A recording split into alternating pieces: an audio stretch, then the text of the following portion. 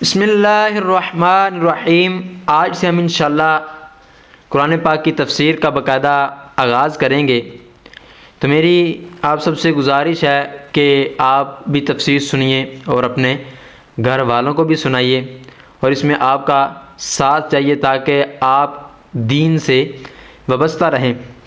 تو سب سے پہلے حدیث پاک میں ایک عرض کروں گا۔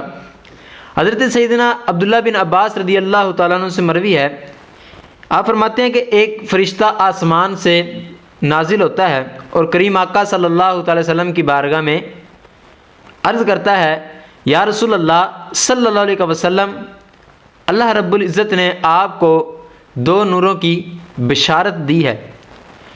تو آقا علیہ السلام نے اس سے پوچھا کہ وہ کون سی ہیں؟ تو اس فرشتے نے کہا کہ وہ دو بشارتیں ایسی ہیں کہ آپ کے علاوہ کسی اور نبی کو عطا نہیں کی گئیں۔ تو وہ فرشتہ کہنے لگا کہ ایک تو سورہ فاتحہ ہے اور دوسرے نمبر پہ سورہ بقرہ کی آخری آیتیں۔ یہ دو ایسی بشارتیں ہیں کہ جو کریم آقا صلی اللہ تعالی وسلم کے علاوہ کسی اور نبی کو نہیں ملی، لیکن آج ہم یہ فخر سے کہتے ہیں کہ ہم اس نبی کے امتی ہیں کہ جو قیامت کے دن ہماری شفاعت کریں گے۔ ہم اس نبی کے امتی ہیں کہ جن کی وجہ سے لوگ جہنم میں بھی جائیں گے اور جنت میں بھی جائیں گے۔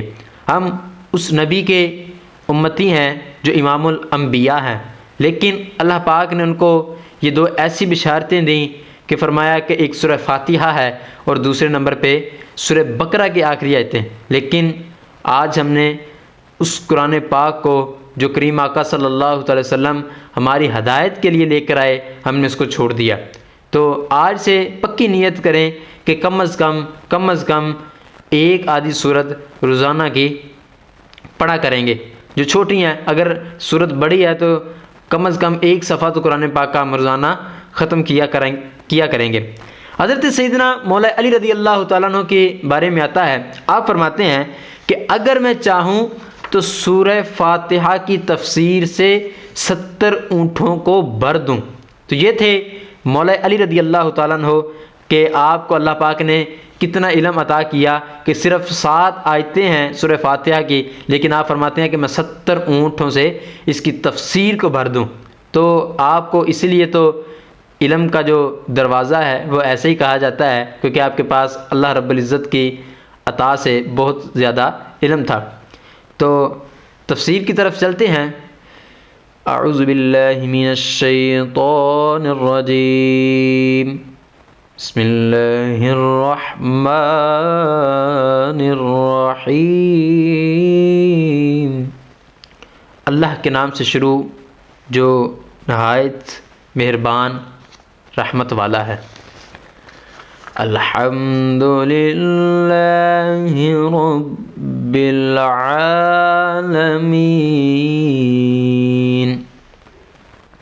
سب تعریفیں اللہ کے لیے جو تمام جہانوں کے پالنے والا ہے۔ الحمد للہ، یہ یعنی ہر طرح کی حمد کا جو مستحق ہے وہ اللہ رب العزت کی ذات ہے، کیونکہ اللہ تعالیٰ کی تمام صفات کمال کا جامع ہے۔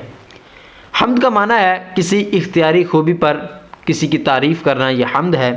اور شکر کی تعریف یہ ہے کہ کسی کے احسان کو زبان سے، دل سے یا کسی بھی اعضاء سے اس کی تعظیم کرنا۔ اور چونکہ اللہ رب العزت کی حمد عام طور پر اس کے احسانات کے بدلے میں کی جاتی ہے، تو اس لیے ہماری یہ حمد شکر بھی ہے۔ احادیث پاک میں حمد اور ثنا کے بہت سے فضائل بیان ہوئے ہیں، ان میں سے 3 عرض کروں گا۔ حضرت سیدنا انس بن مالک رضی اللہ تعالیٰ عنہ فرماتے ہیں کہ کریم آقا صلی اللہ تعالیٰ علیہ وسلم نے ارشاد فرمایا، اللہ تعالیٰ بندے کی اس بات سے خوش ہوتا ہے کہ جب وہ کھائے اور اللہ پاک کی حمد کرے، اور جب کچھ پیے تو اللہ پاک کی حمد کرے۔ اب اس سے پتہ یہ چلا کہ جب بھی ہم کچھ کھائیں، کچھ پئیں، جب بھی کوئی ہمیں نعمت ملے، اس پہ اللہ پاک کی حمد کرنی چاہیے، اس پہ اللہ رب العزت کا شکر ادا کرنا چاہیے۔ اور آگے حضرت سیدنا عبداللہ بن جابر رضی اللہ تعالیٰ عنہ فرماتے ہیں کہ نبی کریم صلی اللہ تعالیٰ علیہ وسلم نے ارشاد فرمایا، سب سے افضل جو ذکر ہے وہ لا الہ الا اللہ ہے، اور سب سے جو افضل دعا ہے وہ ہے الحمدللہ، یعنی کہ اللہ پاک کا ہر حال میں شکر ادا کرنا یہ سب سے افضل دعا ہے۔ آج ہم کہتے تو ہیں کہ مولانا صاحب میرے لیے بھی دعا کریے گا کہ میں بھی نمازی بن جاؤں، میرے بچے بھی نمازی بن جائیں، فلاں بندے سے بھی کہتے ہیں کہ یار میرے لیے دعا کریے گا، اور کریم آقا صلی اللہ تعالی وسلم نے ارشاد فرمایا کہ سب سے افضل جو دعا ہے وہ الحمدللہ ہے۔ تو ہمیں بھی چاہیے کہ ہر حال میں اللہ رب العزت کی حمد اور اس کا شکر ادا کرنا چاہیے۔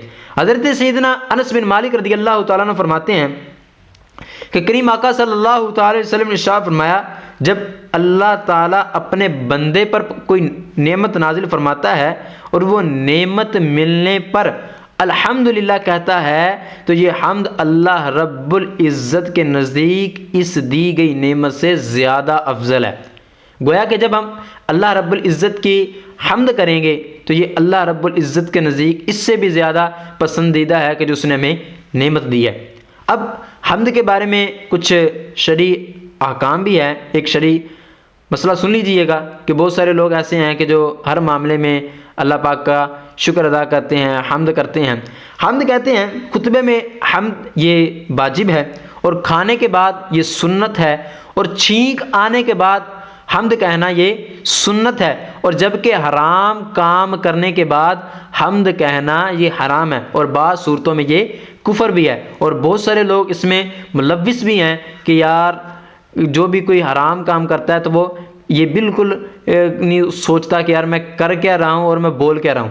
جب وہ کام کر چکا ہوتا ہے تو پھر معاذ اللہ ثم معاذ اللہ حمد بیان کر رہا ہوتا ہے۔ تو ایسی صورت میں اگر اس نے حمد بیان کی تو وہ حرام ہے، اور بعض صورتوں میں کفر تک بھی پہنچ جائے گا۔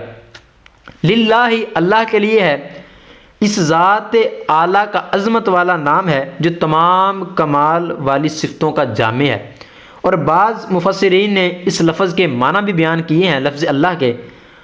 فرماتے ہیں کہ جیسے کہ ایک معنی ہے عبادت کا مستحق، اور وہ اللہ رب العزت کی ذات ہے، وہ اللہ پاک ہی ہے، اور دوسرا معنی ہے وہ ذات جس کی معرفت میں عقلیں حیران ہو جائیں، یعنی کہ اللہ رب العزت کی ذات ہی ایسی ہے کہ بندہ حیران ہو جاتا ہے۔ آپ نے دیکھا ہوگا کہ آج کل بہت سارے ایسے لوگ ہیں کہ جو ثم معاذ اللہ ملحد ہو رہے ہیں، اللہ رب العزت کا انکار کر رہے ہیں، اور اللہ رب العزت ذات ہی ایسی ہے کہ جو عقلوں کو حیران کرنے والی ہے۔ اور تیسرے نمبر پہ فرمایا اس کا معنی یہ ہے وہ ذات جس کی بارگاہ میں سکون حاصل ہوتا ہے۔ آج کل ہم سکون حاصل گانوں میں کر رہے ہوتے ہیں، آج کل ہم سکون حاصل کر رہے ہوتے ہیں فلموں، ڈراموں، گانوں بازوں میں، لیکن در حقیقت سکون وہی ہے کہ جو اللہ رب العزت کی بارگاہ میں ہے۔ بندہ سجدہ ریز ہو اور اللہ سے گڑ گڑا کر دعا کرے، مولا تو بڑا کریم ہے، تو بڑا رحیم ہے، تو اپنے بندوں کو بخشنے والا ہے، تو اپنے بندوں پہ رحم فرمانے والا ہے، مولا میری یہ پریشانی دور کر دے۔ وہ رب ہے نا یار۔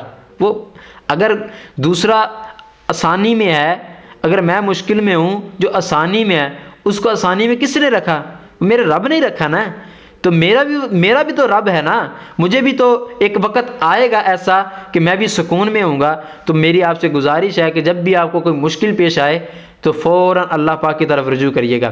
اور چوتھے نمبر پہ فرمایا کہ وہ ذات کے مصیبت کے وقت جس کی پناہ تلاش کی جاتی ہے۔ آج کل ہم جب مصیبت سر پہ آتی ہے تو فلاں ایم این اے، فلاں سیاستدان، فلاں ڈی ایس پی، تو لوگوں کے پاس جاتے ہیں کہ یار میری یہ مصیبت جو ہے نا مجھے پناہ دے دیں۔ حالانکہ مصیبت کے وقت پناہ اللہ رب العزت کی ذات ہی دیتی ہے، اور یہ ہم دنیا میں اتنے مشغول ہو چکے ہیں اس کو بھی ہم بھولے بیٹھے ہیں۔ اور آگے رب العالمین، وہ سارے جہان کا مالک ہے۔ لفظ رب کے کئی معنی ہیں، جیسے سید، مالک، معبود، ثابت، مصلح، اور بتدریج مرتبہ کمال تک پہنچانے والا۔ اور اللہ تعالیٰ کے علاوہ ہر موجود چیز کو عالم کہتے ہیں۔ ایک ہے عالم اور ایک ہے عالم۔ جو عالم ہے وہ جہان ہوتا ہے، اور اللہ رب العزت کے علاوہ تمام جہان یہ عالم ہے، اور اس میں تمام مخلوقات داخل ہیں۔ تو اللہ کریم سے دعا کرتے ہیں کہ مولا جو کچھ ہم نے اس قرآن پاک کی الحمدللہ رب العالمین کی تفسیر میں سیکھا، اس پر ہمیں عمل پیرا ہونے کی توفیق عطا فرمائے، اور بالخصوص اپنے ہر حال میں اپنا شکر گزار بندہ بنائے، ہر حال میں اللہ رب العزت کی حمد و ثنا کرنے والا بنائے، آمین بجاہ النبی الامین وصلی اللہ تعالی علی خیر خلقہ محمد وصحبہ اجمعین۔